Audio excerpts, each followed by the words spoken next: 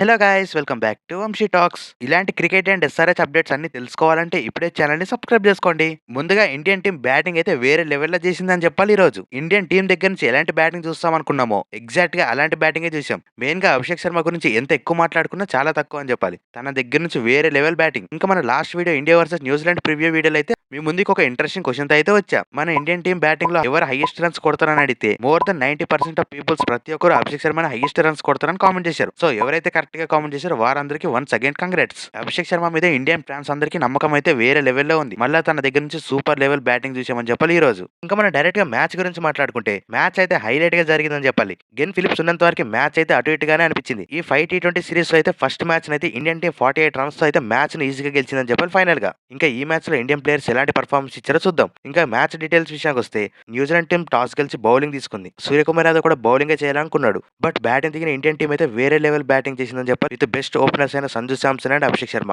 Regular గానే సంజు శాంసన్ ఎలాంటి starts ఇస్తారో మనం చూసాం. మళ్ళీ ఈ మ్యాచ్ లో కూడా అలాగే అదరగొట్టాడని చెప్పాలి. మెయిన్ గా ఈ పిచ్ విషయానికి వస్తే మనం అనుకున్నట్టు అంత పేషెంట్ బౌన్స్ అయితే లేదు. చాలా స్లోగా ఉంది. అక్కడే సంజు శాంసన్ అయితే ఫుల్ గా డిసీవ్ అయిపోయాడు. తను అవుట్ అవడానికి వన్ ఆఫ్ ది కారణం కూడా ఇలాంటి స్లో పిచ్ వల్లనే. మెయిన్ గా న్యూజిలాండ్ బౌలర్స్ కూడా మెచ్చుకోవాల్సిందే. జాకో డుఫీ అండ్ క్లార్క్ ఇద్దరు అయితే స్లోవర్ బాల్స్, కట్టర్స్ ఇలాంటి different length and different balls అయితే చాలా కన్ఫ్యూజ్ చేశారని చెప్పాలి ఇండియన్ బ్యాట్స్మెన్స్ ని. ఇంకా సంజు శాంసన్ అవుట్ అయిన తర్వాత ఎస్ఆర్ఎస్ టీమ్ యంగ్స్టర్స్ అయిన ఇషాన్ కిషన్ అండ్ అభిషేక్ శర్మ ఇద్దరు కలిసి అయితే మ్యాచ్ స్టార్ట్ చేశారు. ఇషాన్ కిషన్ కూడా 785 డేస్ తర్వాత ఇండియన్ టీం తరపున మ్యాచ్ ఆడితే ఫస్ట్ బాల్ లోనే మంచి కాన్ఫిడెన్స్ తో షాట్ అయితే కొట్టాడని చెప్పాలి. ఫస్ట్ బాల్ తోనే తన ఫామ్ ఎలా ఉందో మన అందరికీ అర్థమైంది. కానీ అనుకున్నంత బెస్ట్ పర్ఫార్మెన్స్ ఇవ్వలే అని చెప్పాలి. ఈ మ్యాచ్ లో జస్ట్ 8 రన్స్ కి తనైతే అవుట్ అయిపోయాడు. సేమ్ సంజు శాంసన్ ఎలా అవుట్ అయ్యాడో అలానే ఇషాన్ కిషన్ కూడా స్లోవర్ బాల్స్ కి కన్ఫ్యూజ్ అయ్యి డిసీవ్ అయిపోయాడు అని చెప్పి ఇషాన్ కిషన్ కూడా.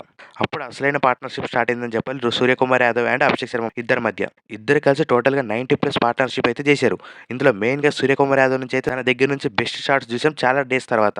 బట్ తనైతే మళ్ళీ కంటిన్యూ చేయలేకపోయాడు సూర్యకుమార్ యాదవ్. చాలా ఫ్రస్ట్రేటెడ్ గా కూడా కనిపించాడు మిడిల్ లా. ఇంకా ఈ మ్యాచ్ లో మెయిన్ హీరో అయిన అభిషేక్ శర్మ గురించి అయితే చాలానే మాట్లాడుకోవాలి. ఎక్స్ట్రాడినరీ బ్యాటింగ్ చేశాడని చెప్పాలి. జస్ట్ 35 బాల్స్ లోనే 84 రన్స్ కొట్టి మ్యాచ్ ని వన్ సైడ్ చేయడానికి ముఖ్య కారణం అభిషేక్ శర్మనే. ఇలాంటి స్లో పిచ్చెస్ లోనే 35 బాల్స్ లో 84 రన్స్ కొట్టాడంటే ఇంకా ప్యూర్ బ్యాటింగ్ పిచ్చెస్ లో ఎలా ఆడతాడో మీ ఊహకే వదిలేస్తున్నా. తనైతే వేరే లెవెల్ బ్యాటింగ్ చేశాడని చెప్పాలి. తను చేసిన 84 రన్స్ లో 8 సిక్సెస్ అండ్ 5 ఫోర్స్. స్పిన్నర్స్ అయితే వేరే లెవెల్ ఆట ఆడుకున్నాడని చెప్పాలి. మెయిన్ గా మిచెల్ శాంట్నర్ ని, ఫిలిప్స్ ని ఇద్దరితో అయితే వేరే లెవెల్ గేమ్ ఆడాడని చెప్పాలి అభిషేక్ శర్మ. ఇక T20 వరల్డ్ కప్ కి వెళ్లే ముందు ఇలాంటి ఫామ్ తో ఉన్నాడంటే మన ఇండియన్ టీమ్ ని అండ్ ఎస్ఆర్ఎస్ టీం ఎవరూ ఆపలేరు. ఇంకా బ్యాటింగ్ లో ఎవరి గురించి మాట్లాడుకోవాలంటే హార్దిక్ పాండ్యా రావడంతోనే సూపర్ బ్యాటింగ్ చేసాడని చెప్పాలి. విత్ అగ్రెసివ్ తను ఆడుతున్న ప్రతి బాల్ 6 or 4 కి మాత్రమే ట్రై చేస్తూ సూపర్ క్యామియో ఆడాడని చెప్పాలి. ఇంకా రింకు సింగ్ కూడా చాలా డేస్ తర్వాత తనకి ఛాన్స్ రావడంతో తను చేసిన 48 రన్స్ అయితే చాలా క్రూషియల్ అని చెప్పాలి లాస్ట్ మినిట్ లో.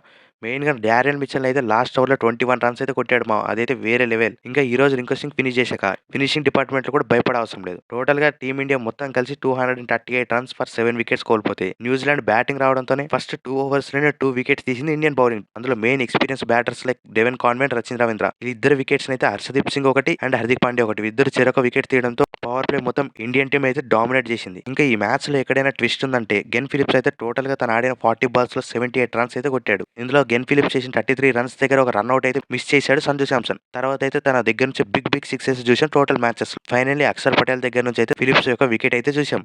ఇంకా చాప్మెన్ కూడా అనుకున్నంత పర్ఫార్మెన్స్ ఇచ్చాడని చెప్పాలి ఈ మ్యాచ్ లో. జస్ట్ తను ఆడిన 24 బాల్స్ లోనే 39 రన్స్ కొట్టి ఒక డీసెంట్ పర్ఫార్మెన్స్ అయితే ఇచ్చాడు. బట్ న్యూజిలాండ్ టీం మొత్తం కలిసిన ఇండియన్ టీం టోటల్ అయితే ఫినిష్ చేయలేకపోయింది. ఫైనల్లీ ఇండియన్ టీం అయితే 48 రన్స్ తో ఈజీగా గెలిచింది. ఇక ఈ మ్యాచ్ లో బౌలింగ్ లో ఎవరైనా బెస్ట్ పర్ఫార్మెన్స్ ఇచ్చారంటే బూమ్రా నుంచి, వరుణ్ చక్రవర్తి నుంచి, అక్షర్ పటేల్ నుంచి అండ్ హర్షదీప్ సింగ్ నుంచి ఈ 4 బౌలర్స్ అయితే సూపర్ పర్ఫార్మెన్స్ చూసామని చెప్పాలి. ఇలా ఫస్ట్ మ్యాచ్ అయితే ఇండియన్ టీం ఈజీగా గెలిచింది.